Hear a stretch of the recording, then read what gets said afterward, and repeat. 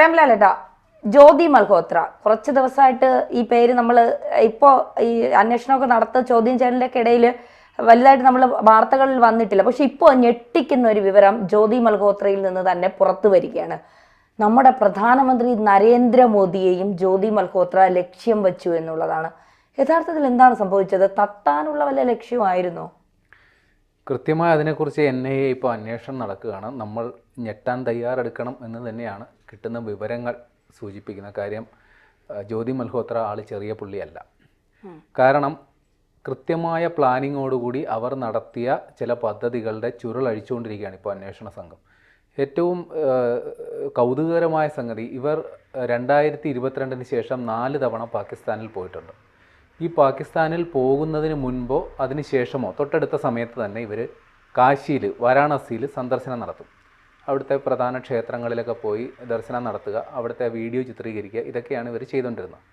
പക്ഷെ പ്രശ്നം എന്താ വെച്ചാൽ, ഈ പാകിസ്ഥാനിൽ പോകുന്ന ആ ഒരു സമയവും ഇതും തമ്മിലുള്ള ആ ഒരു റിലേഷൻ ഉണ്ടല്ലോ, അതിൽ ഒരു ദുരൂഹതയുണ്ട്. ഉദാഹരണമായി പറഞ്ഞാൽ 2022 സെപ്റ്റംബറിലാണ് ഇവർ കർത്താർപൂർ കോറിഡോർ സന്ദർശിച്ചത് പാകിസ്ഥാനിൽ. തൊട്ട് അടുത്ത മാസം ഒക്ടോബറിൽ ഇവർ കാശിയിൽ വന്നു, എന്നിട്ട് അതിൻ്റെ വീഡിയോ അപ്ലോഡ് ചെയ്തു. ഏപ്രിലിൽ വീണ്ടും പാകിസ്ഥാനിൽ പോയി. അതിനുശേഷം ജൂലൈയിലും ഡിസംബറിലും ഇവർ വാരാണസിയിൽ വന്നിട്ടുണ്ട്. ഈ ഡിസംബറിലുള്ള വരവിൽ, അതായത് 19 ഡിസംബർ 2023, അതാണ് പ്രധാനം. അന്ന് അവിടെ പ്രധാനമന്ത്രി നരേന്ദ്രമോദി ഉണ്ടായിരുന്നു വാരാണസിയിൽ, വന്ദേ ഭാരത് ട്രെയിനിൻ്റെ ഉദ്ഘാടനത്തിന്. അതിൻ്റെ ചിത്രങ്ങളൊക്കെ നമ്മൾ കാണിക്കുന്നുണ്ട്. യെസ്, ആ വന്ദേ ഭാരത് ട്രെയിനിൻ്റെ ഉദ്ഘാടന ആ ചടങ്ങിൽ ജ്യോതി മൽഹോത്രയും പങ്കെടുത്തു. എന്നിട്ട് ആ ട്രെയിനിൽ തന്നെ യാത്ര ചെയ്ത് ഡൽഹിയിലേക്ക് പോയി.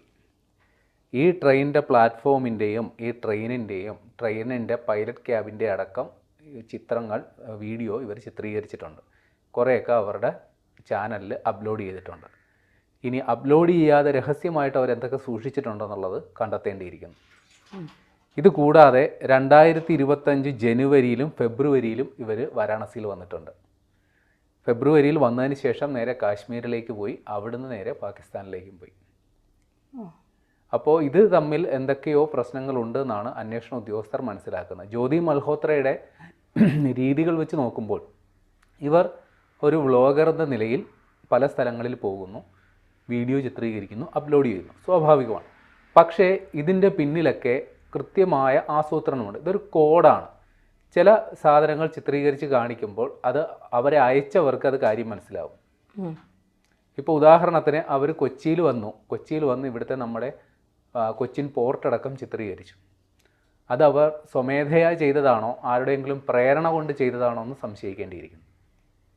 കേരളത്തിൽ ഓടുന്ന വന്ദേ ഭാരത് ട്രെയിനിൻ്റെ ഉദ്ഘാടനത്തിനും ജ്യോതി മൽഹോത്ര പങ്കെടുത്തിട്ടുണ്ട്. അപ്പോൾ ഇത്തരം കാര്യങ്ങൾ ഇവർ വന്ന് ചിത്രീകരിക്കുന്നതിൻ്റെ പിന്നിലെ ഉദ്ദേശം എന്താണെന്നുള്ളതാണ് അന്വേഷണ സംഘം ഇപ്പോൾ പരിശോധിക്കുന്നത്. അവർ ഇന്ത്യയിലെ ഒട്ടുമിക്ക തന്ത്രപ്രധാന മേഖലകളുടെ ആ പ്രദേശത്തും പോയിട്ടുണ്ട്. ക്ഷേത്രങ്ങൾ, പുണ്യപുരാതന ക്ഷേത്രങ്ങൾ, നമ്മുടെ മഹാകുംഭമേള, അവിടെ ലക്ഷക്കണക്കിന് ആൾക്കാർ പങ്കെടുക്കുന്ന മഹാകുംഭമേളയിൽ ജ്യോതി മൽഹോത്ര പങ്കെടുത്തിട്ടുണ്ട്. അതിൻ്റെ വീഡിയോ ചിത്രീകരിച്ചിട്ടുണ്ട്. അപ്പോൾ ഇതൊക്കെ അവർ സ്വമേധയാ ചെയ്തതാകാൻ സാധ്യതയില്ല. അവരെ നിർദ്ദേശം കൊടുത്തിട്ട് ആരുടെയോ അസൈൻമെൻറ്റ് ഏറ്റെടുത്ത് ചെയ്തതായിരിക്കണം. കാരണം അവർ ഒരു യൂട്യൂബർ എന്ന നിലയിൽ ചിത്രീകരിക്കുന്ന ദൃശ്യങ്ങൾ അവർക്ക് പ്രയോജനപ്പെടും. ഓരോ സ്ഥലത്തെയും ഇപ്പോഴത്തെ അവസ്ഥ, ഇപ്പോഴത്തെ സ്ഥലം, ഇപ്പോഴത്തെ അവിടുത്തെ പ്രത്യേകതകൾ, നിർമ്മിതികൾ എല്ലാം അവരുടെ വീഡിയോയിൽ അവർ വ്യക്തമായി ചിത്രീകരിച്ച് വിവരണങ്ങളോട് സഹിതമാണ് എടുക്കുന്നത്. അവർ ചിത്രീകരിക്കുന്നതിൽ എത്ര ദൃശ്യങ്ങൾ അവരുടെ യൂട്യൂബ് ചാനലിൽ അപ്ലോഡ് ചെയ്തിട്ടുണ്ടാകും എന്നുള്ളത് നമുക്കറിയാം. എത്ര അപ്ലോഡ് ചെയ്തിട്ടുണ്ടാകില്ല, എത്ര രഹസ്യമായി കടത്തിയിട്ടുണ്ട്. ഏതായാലും അവരുടെ ലാപ്ടോപ്പും 4 മൊബൈൽ ഫോണും ഇപ്പോൾ പോലീസിൻ്റെ കസ്റ്റഡിയിലുണ്ട്. 12 TB, GB അല്ല TB ഡാറ്റ അവരുടെ ലാപ്ടോപ്പിൽ നിന്ന് റിക്കവർ ചെയ്തിട്ടുണ്ട്. കുറേയൊക്കെ ഡിലീറ്റ് ചെയ്ത് കളഞ്ഞിരുന്നു അവർ. പലരുമായിട്ടുള്ള ചാറ്റ് ഉണ്ടായിരുന്നു, അത് ഡിലീറ്റ് ചെയ്ത് കളഞ്ഞു. കുറേയൊക്കെ ദൃശ്യങ്ങളുണ്ടായിരുന്നു, അതും ഡിലീറ്റ് ചെയ്തതായിരുന്നു. ഈ ഡിലീറ്റ് ചെയ്തതിൽ നിന്ന് 12 TB ഡാറ്റ അന്വേഷണ സംഘം റിക്കവർ ചെയ്തിട്ടുണ്ട്. അതിൽ നിന്ന് കൃത്യമായ വിവരങ്ങൾ നമുക്ക് ലഭിച്ചിട്ടുണ്ട്. ഇവർ ഈ പറയുന്ന പാകിസ്ഥാനിലെ ISI ഏജൻറ്റുമാരുമായിട്ട് നിരന്തരം സമ്പർക്കത്തിലേർപ്പെടുന്നതും അവരുമായി കാര്യങ്ങൾ സംസാരിക്കുന്ന അടക്കമുള്ള വിവരങ്ങൾ അന്വേഷണ ഉദ്യോഗസ്ഥർക്ക് കിട്ടിയിട്ടുണ്ട്. അതായത് അതിലെവിടെയെങ്കിലും പ്രധാനമന്ത്രിയെ ലക്ഷ്യം വെച്ചു എന്നുള്ള എന്തെങ്കിലും വിവരങ്ങൾ വന്നിട്ടുണ്ടോ? അതായത് സാധാരണഗതിയിൽ ഇവർ ഈ ദൃശ്യങ്ങൾ ചിത്രീകരിച്ചു.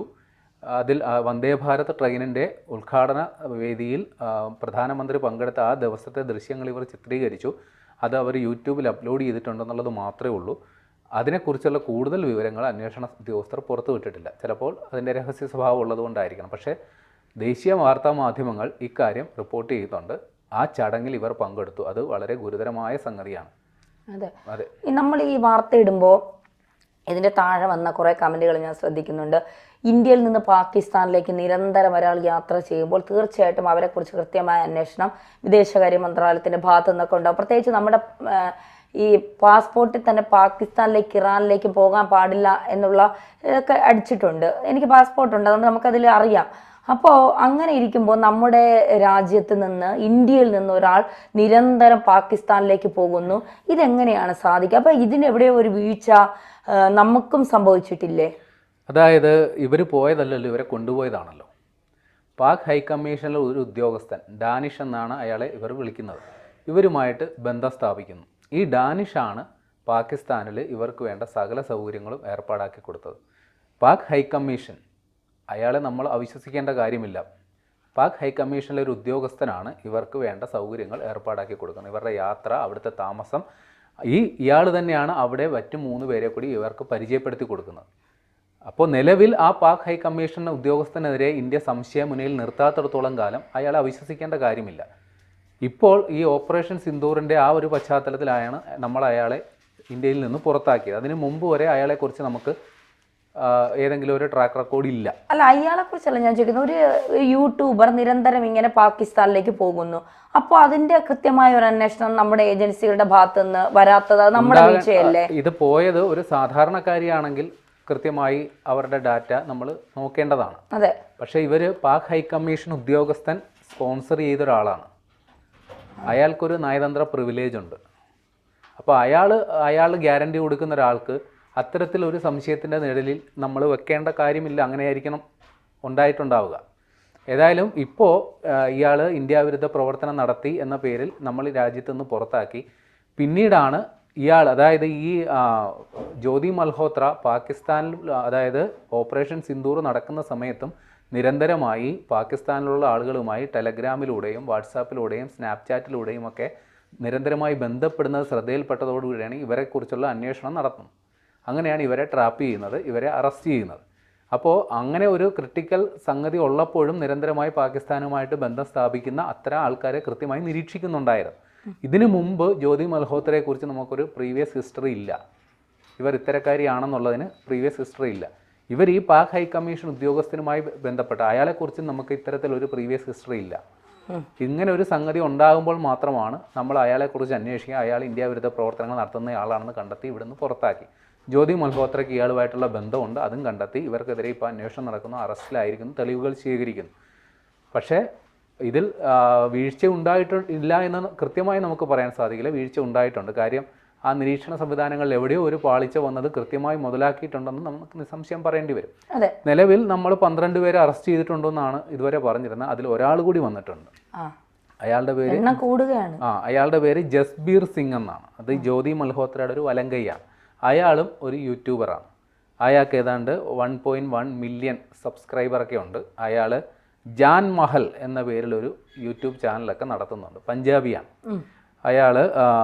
പഞ്ചാബിലെ റൂപ്നഗർ ഡിസ്ട്രിക്റ്റ്, അവിടെ മഹാലാൻ എന്ന് പറയുന്ന ഗ്രാമത്തിൽ നിന്നുള്ള ആളാണ് ഈ പറയുന്ന ജസ്ബീർ സിംഗ്.